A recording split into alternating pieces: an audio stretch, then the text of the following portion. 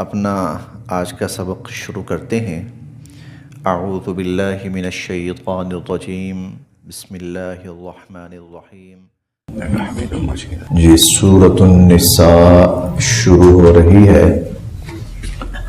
ترتیب توقیفی کے اعتبار سے قرآن کریم کی یہ چوتھی سورت ہے، ترتیب توقیفی کے اعتبار سے، یعنی جو ترتیب نبی کریم صلی اللہ علیہ وسلم نے اس کی قائم فرمائی ہے، اس اعتبار سے یہ چوتھی سورت ہے۔ پہلی سورہ فاتحہ تھی اور دوسری سورہ البقرہ، تیسری سورہ آل عمران، اور یہ چوتھی ہے سورہ النساء۔ سورہ النساء مدنیہ، یعنی یہ مدینہ المنورہ کے اندر ہجرت کے بعد نازل ہوئی ہے۔ سورہ النساء کا جو مرکزی مضمون ہے، موضوع ہے، وہ ہے ایک صاف ستھرے پاکیزہ معاشرے کا قیام، صاف ستھرا پاکیزہ معاشرہ، اس کا قیام، اور جس میں ان مرد حضرات بھی، خواتین بھی، بچے بھی، بوڑھے بھی، سب ایک صالحیت کے ساتھ، نیکی اور تقوی کے ساتھ زندگی بسر کریں۔ ایسا معاشرہ کہ جس کی بنیادیں نیکی اور تقوی پر استوار ہوں، یہ اس سورہ مبارکہ کا مضمون اور موضوع ہے۔ خصوصاً اس میں جو خواتین ہیں ان کے حوالے سے بہت زیادہ گفتگو کی گئی ہے، اور اسی نسبت سے اس کا نام بھی النساء رکھا گیا ہے۔ اور النساء کا مطلب ہوتا ہے خواتین، عورتیں، خواتین۔ النساء کا مطلب خواتین ہے، تو خاص طور پر خواتین کے حوالے سے اور یتیم کے حوالے سے بڑی گفتگو کی گئی ہے، اس لیے کہ عرب کے معاشرے میں جو عورت ذاتی، بلکہ صرف عرب معاشرہ نہیں، جب قرآن کا نزول ہوا ہے تو اوورآل دنیا کے اندر مجموعی طور پر عورت کا تشخص کچھ اتنا باوقار نہیں تھا، کوئی قابل قدر یا قابل تحسین نہیں تھا، بلکہ عورت جو تھی وہ اس زمانے کے اندر، جہاں بھی جائیں آپ، پوری دنیا کے اندر عورت گھٹیا زندگی بسر کرنے پر مجبور تھی، ایک ذلت کی زندگی بسر کرنے پر مجبور تھی، اس کی بڑی کثرت کے ساتھ حق تلفی ہوتی تھی۔ قرآن کریم نے وہ ساری حق تلفیاں جو عورت ذات کے ساتھ تھیں وہ ختم کی، اور اس کو ایک باعزت، باوقار اور قابل اعتماد زندگی معاشرے کے اندر مہیا کی۔ یہ انشاءاللہ جب ہم پڑھیں گے تو پھر ہمیں یہ باتیں تفصیل کے ساتھ سمجھ میں آئیں گی۔ بسم اللہ الرحمن الرحیم۔ یا ایہا الناس اتقوا ربکم الذی خلقکم من نفس واحدۃ وخلق منها زوجها وبث منہما رجالا کثیرا ونساء۔ یا ایہا الناس، اے لوگو، یا ایہا الناس، اے لوگو، اتقوا، ڈرو، نافرمانی سے بچو، ربکم، اپنے رب کی۔ یا ایہا الناس اتقوا ربکم، اے لوگو اپنے رب کی نافرمانی سے بچو۔ الذی، جس نے، خلق، پیدا فرمایا، کم، تمہیں، الذی خلقکم، جس نے تمہیں پیدا فرمایا، من نفس واحدہ، من سے، نفس جان، واحدہ ایک، جس نے تمہیں ایک جان سے پیدا فرمایا، وخلق، اور پیدا فرمایا، منہا، اس ایک جان سے، زوجہا، اس کا جوڑا، اس ایک نفس سے، اس ایک جان سے اس کا جوڑا پیدا کیا، وبث، اور پھر پھیلائے، منہما، ان دونوں سے، اور پھر پھیلائے ان دونوں سے رجالن کثیرا ونساء، رجال مرد، کثیرا بکثرت، ونساء اور عورتیں بھی، اور پھر بکثرت مرد اور عورتیں دنیا کے اندر اللہ نے پیدا فرمائیں اور اللہ نے پھیلائیں۔ اگر غور کریں نا تھوڑا سا قرآن کریم کے الفاظ کا جو انتخاب ہے، اور الفاظ کے انتخاب کے ساتھ ساتھ قرآن کریم نے جس طرح انسانیت کو سمیٹا ہے ان 2-3 جملوں میں، دیکھیں آیت شروع ہو رہی ہے اے لوگو ڈرو، یہ بھی کہا جا سکتا تھا اللہ سے، لیکن اللہ کا لفظ نہیں آیا یہاں پر لفظ آیا رب کا۔ رب ربوبیت سے ہے۔ ربوبیت کیا ہوتی ہے؟ رب کسے کہتے ہیں؟ رب کہتے ہیں اس کو جو انسان کی ساری ضروریات کا انتظام کرتا ہے۔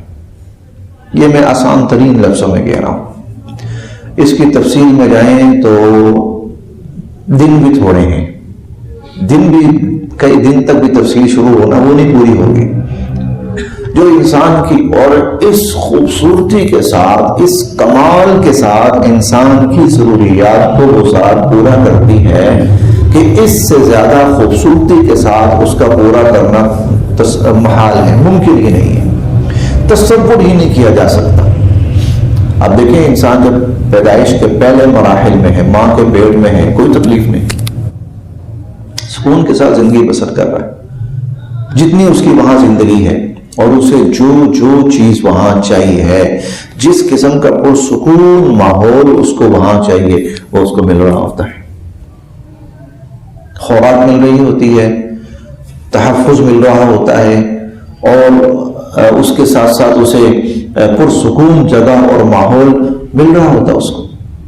یہیں سے پھر جب وہ دنیا میں آتا ہے تو اللہ رب العزت نے اس کی ہر چیز کی جو ضرورت ہے وہ مہیا فرمائی ہوئی ہے۔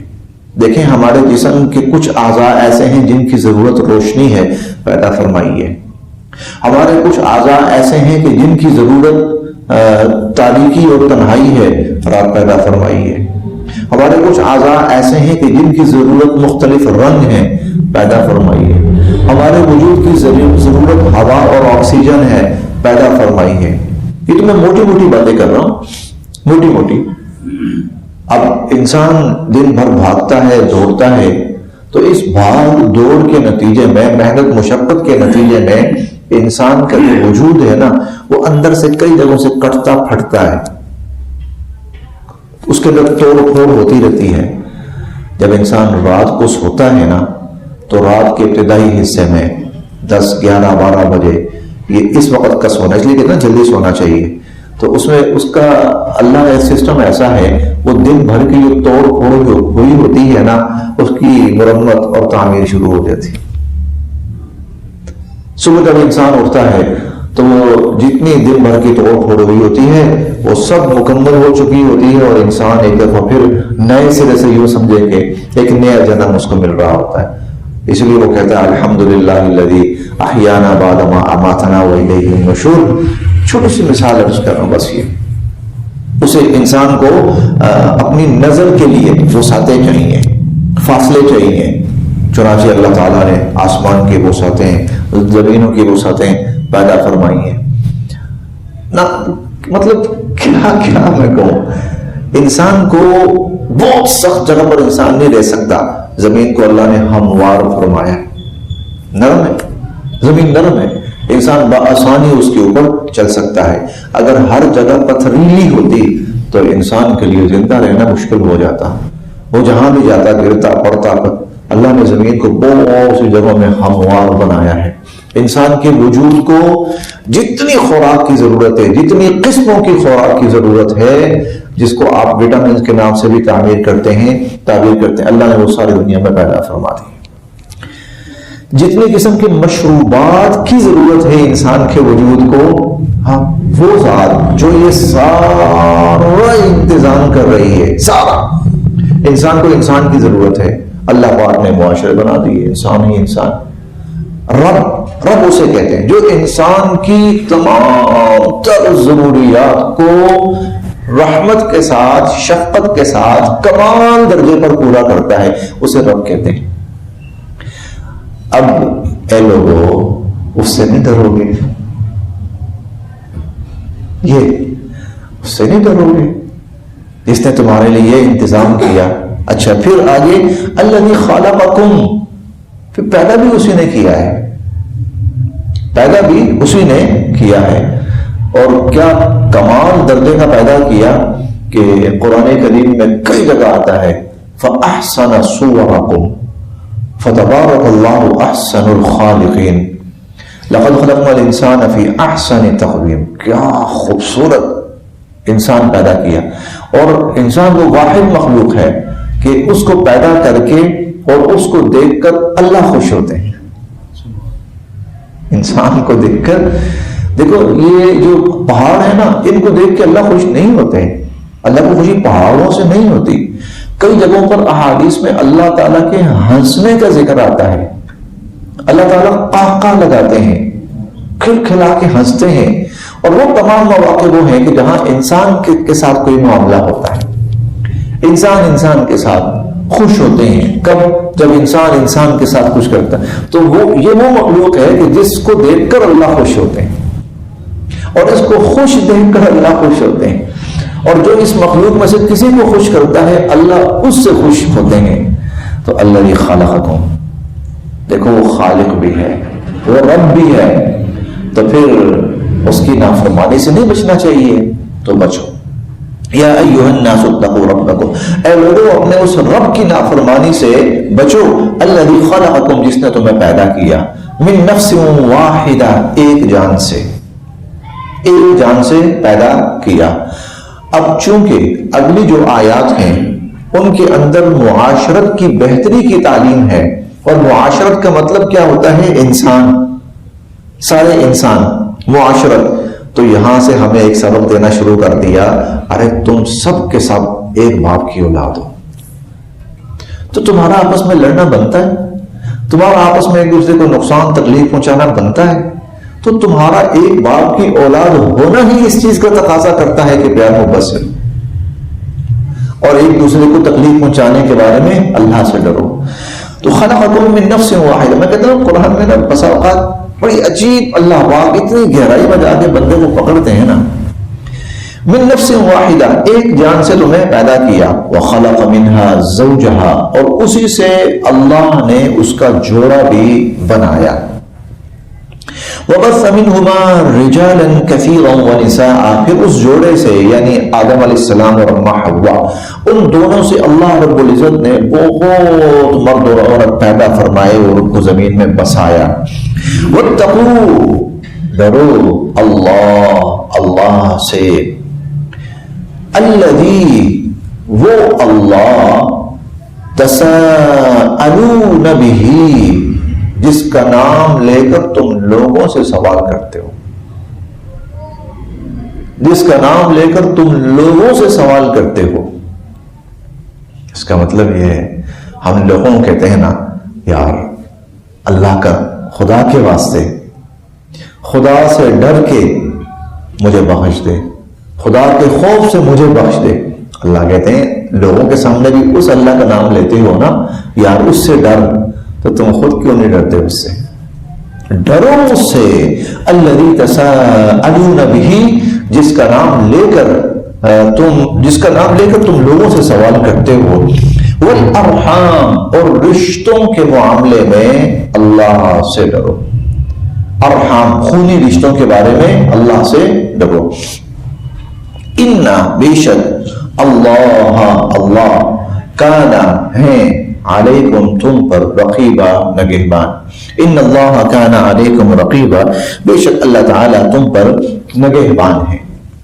وآتوا، اور دو، اب وہ تمہید ہو گئی، تمہید بڑی گہری، بڑی معنوی تمہید ہو گئی۔ اب آگے، وآتوا، اور دو، الیتامی، یتیموں کو، اموالہم، ان کے مال، وآتوا الیتامی اموالہم، اور یتیموں کو ان کا مال دو۔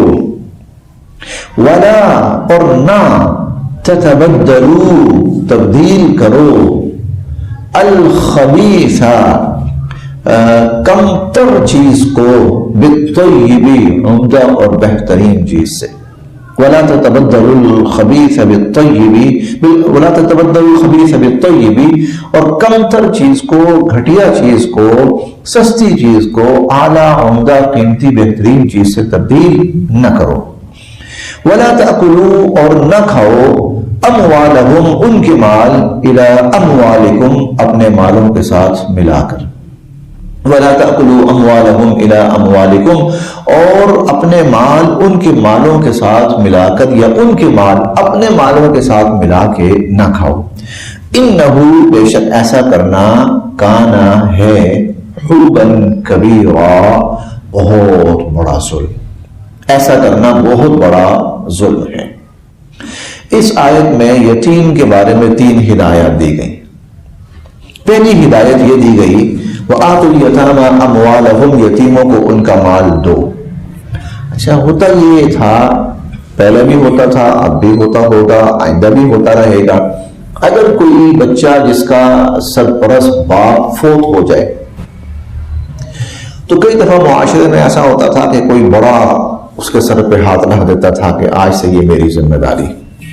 یا بسا اوقات ریاست ایسا کرتی ہے کہ یتیم کو کسی کو یتیم کا سرپرست بنا دیتی ہے کہ اب آپ اس کے ذمہ دار ہیں, آپ اس کے کفیل ہیں, آپ اس کے ذمہ دار ہیں. تو اب وہاں اللہ تعالیٰ اس بندے کو یہاں اس آیت میں 3 ہدایات دے رہے ہیں. پہلی تو یہ اگر اس یتیم کا کوئی مال ہے چاہے اس کا اپنا ہے چاہے اس کو بطور وراثت کے ملا ہے یہ مال اس کی امانت ہے تمہارے پاس. جب یہ بڑا ہو جائے یہ ہم آگے 5ویں پارے میں پڑھیں گے نہیں بلکہ چوتھے اسی پارے میں پڑھیں گے. وَابْتَلُوا الْيَتَامَى أَمْوَالَهُمْ یتیموں کو آزماتے رہو. فَإِذَا دَفَعْتُمْ إِلَيْهِمْ أَمْوَالَهُمْ فَإِنْ آنَسْتُمْ مِنْهُمْ رُشْدًا تمہیں جب لگے کہ تھوڑی سی عقل سمجھ آ گئی ہے تو پھر ان کا مال ان کے سپرد کر دو. تو ان کا مال امانت ہے تمہارے پاس بطور امانت رکھو. جب دیکھو کہ بچہ سمجھ بوجھ کی عقل کو پہنچ چکا ہے عمر کو پہنچ چکا ہے اس کا مال اس کے حوالے کرو.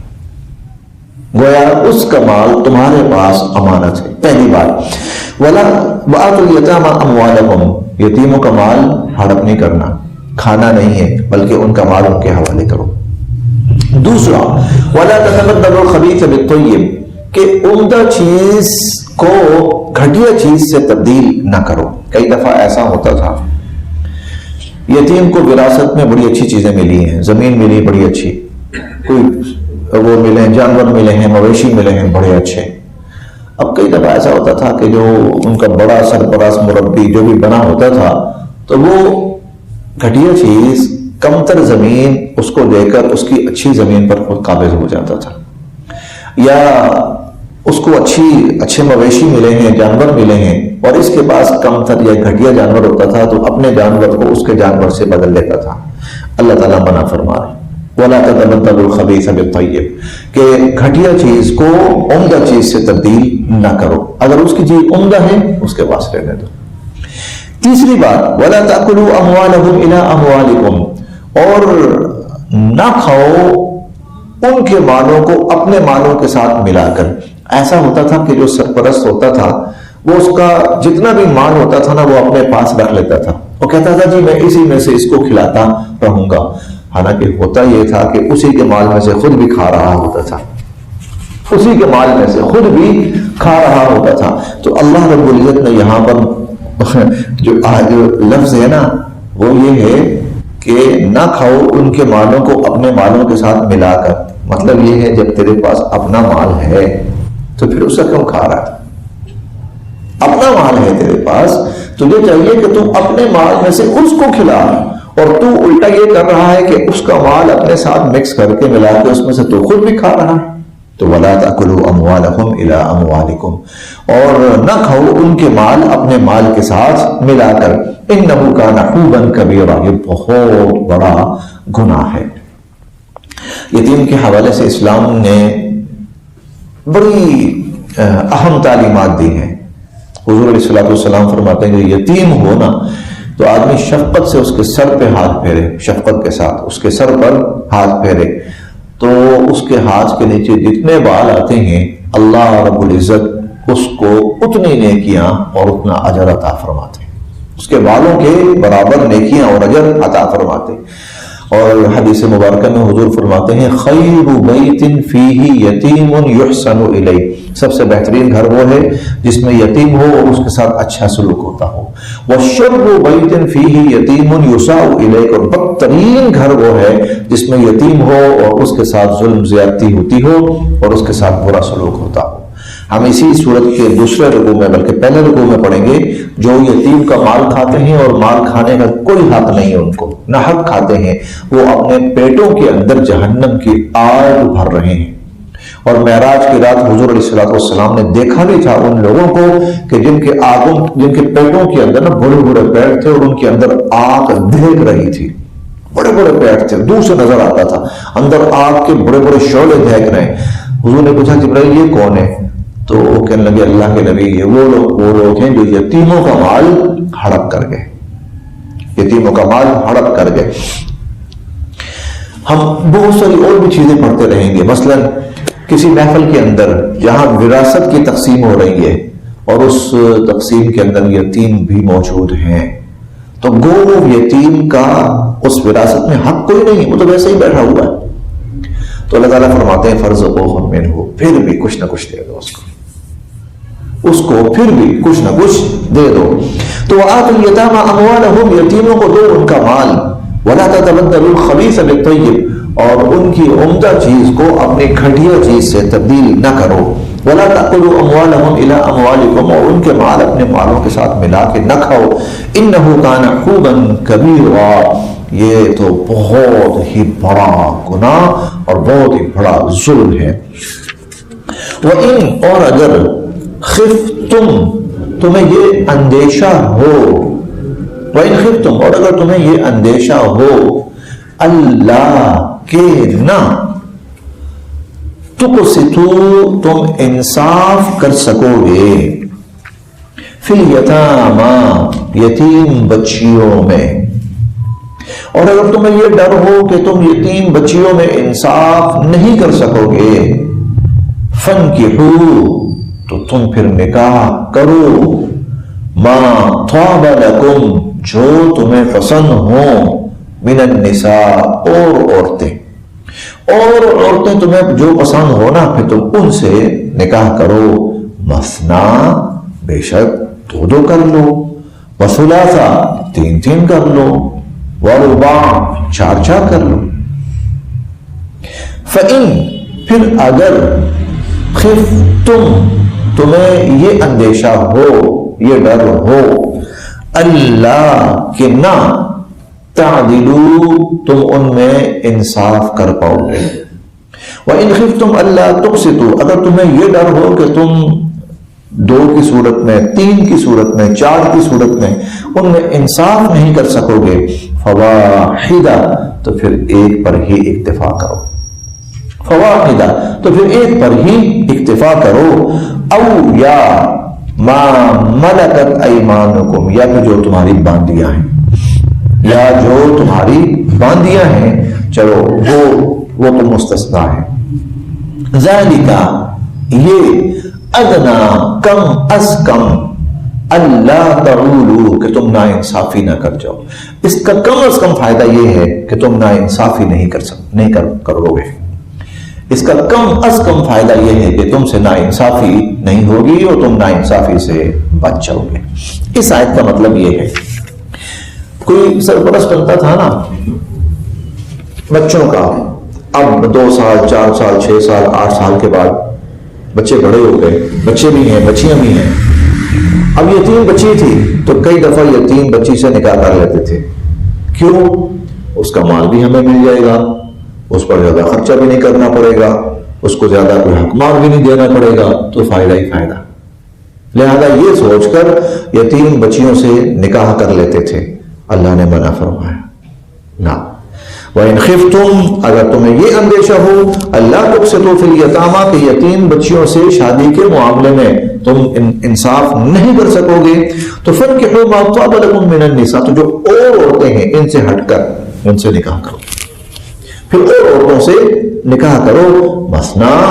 اب یہ اللہ تعالیٰ نے اس آیت کے ضمن میں ایک وقت میں ایک مرد کے لیے نکاحوں کی لمٹ بھی بیان کرتی، مثنا 2 بھی کر سکتے ہو، وثلاثہ 3 بھی کر سکتے ہو، ورباع 4 بھی کر سکتے ہو، یعنی ایک مرد ایک وقت میں 4 شادیاں تک کر سکتا ہے، 4 بیویاں تک رکھ سکتا ہے، لیکن اس کے لیے ایک شرط ہے اور وہ شرط اگلے جملے میں بیان ہوئی، فَإِنْ خِفْتُمْ اگر تمہیں یہ ڈر ہو اللہ تعدلوا کہ تم انصاف نہیں کر سکو گے، کیونکہ ایک سے زائد بیوی رکھنے کی صورت میں مساوات لازمی ہے، مساوات ضروری ہے، پھر اس میں رہن سہن میں، اخراجات میں، ٹائم کے اندر، رہائش کے اندر، بود و باش کے اندر، ہر چیز کے اندر پھر برابری وہ ضروری ہے۔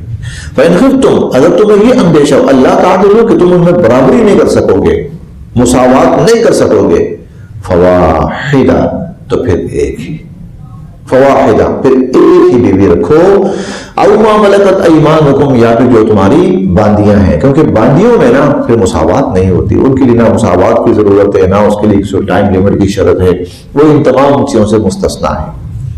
ذَلِكَ أَدْنَىٰ أَلَّا تَعُولُوا اس میں کم از کم فائدہ یہ ہے کہ تم ناانصافی سے بچ جاؤ گے، بس جی۔